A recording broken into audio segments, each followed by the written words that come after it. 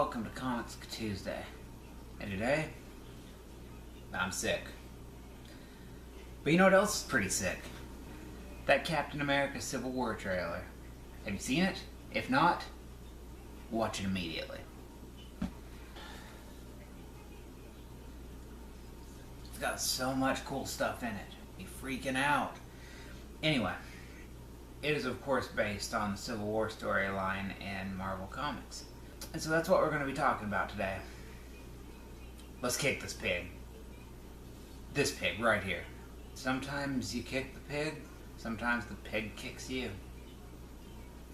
And so, Civil War is one of the most notable storylines that Marvel's ever done. One of their biggest crossover events.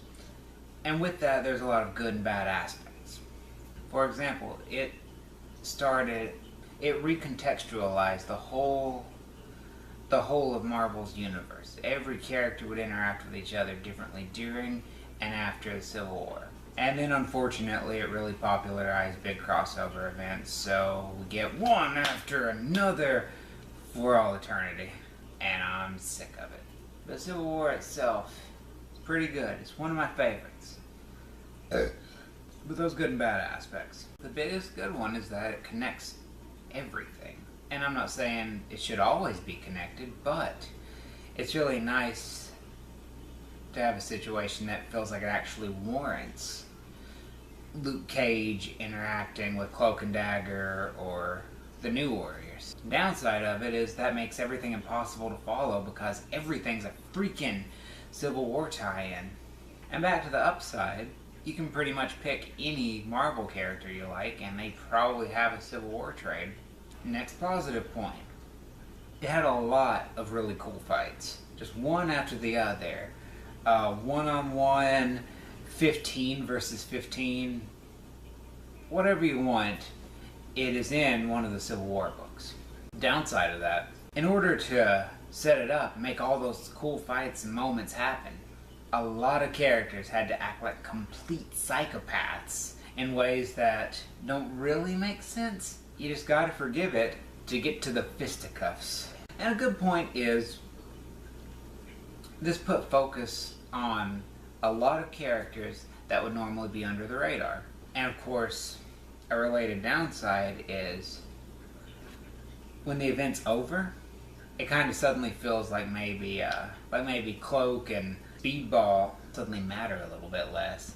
And then the next event comes around, and of course, all the heroes team up together, and the fissures driven between them are suddenly much smaller.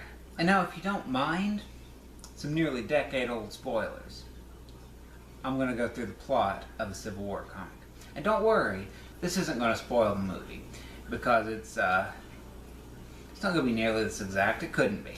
But the story of this book is as follows. It starts in a small town called Stamford, and the New Warriors are on a reality television show, and they start a fight trying to bring down a bad guy. Mistakes are made, and a school filled with children gets blown up, and people become very unhappy about the dead kids. So in response to that, there is legislation passed which is going to more closely regulate the activities of superheroes. So much so that the government is looking for something of a super sheriff, somebody to bring in everyone that refuses to sign up with the government. And Captain America and Iron Man accepts this duty because he's afraid of what anybody that isn't him might do in that position. Captain America, of course, asked to come in on it, and in one of the coolest moments of this story, Captain America tells the government and S.H.I.E.L.D. to kiss his star-spangled ass. Yeah, he freaks out, and he runs away. He starts an anti-registration team, kind of on the run and disobeying the new law. And this is where the meat of the story picks up. You have Iron Man and Captain America, BFFs for life, now suddenly leading two different super teams that are going to have to fight each other. It's comics. They have multiple confrontations in lots of different setups, and they really do get a lot of mileage over it. You also have Spider-Man playing multiple big roles and changing his mind about sides. And eventually the fighting comes to a head and there's the big climactic battle. And it ends however it ends. I'm not going to say it here. But ultimately, Bucky has to replace Steve Rogers as Captain America, which was one of my favorite times for Captain America. And I was really happy to see Bucky develop that way. And then, of course, in my opinion, it goes downhill when they put aside their differences in the next crossover, and in the next one, and the next one, and the next one. Anyway, that's Civil War in a nutshell. But based on that dope trailer, we can gather a few things. It looks that Bucky is probably going to be at the heart of whatever conflict starts the Civil War. Which is interesting. It's a good development. I think it's creative use of what they've already set up in the films. And so instead of having to bring in the New Warriors to make it a more exact retelling, Bucky fits that role well. Speaking of which, Spider-Man's probably not going to play the same role because he's not established in the film. So whatever they do with Spider-Man, hopefully it'll be cool. But first and foremost, what we know from that trailer is Captain America and Iron Man still going to be button heads, which I think we can all agree is the coolest part of that story.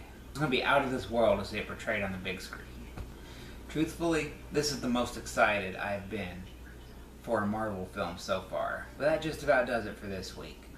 And so now it's time for the viewer question of the week, which is, what is your favorite moment from Civil War? To me, it's Spider-Tained. But share your answer, or just give me any thoughts you have about the comic and the movie Civil War down in the comment section below. And don't forget to like this video, subscribe to my channel, and come back next time for Comics Tuesday. And on the next Comics Tuesday, we flip the script and we find out what would happen if Peter Parker had bitten the radioactive spider. Thanks for watching.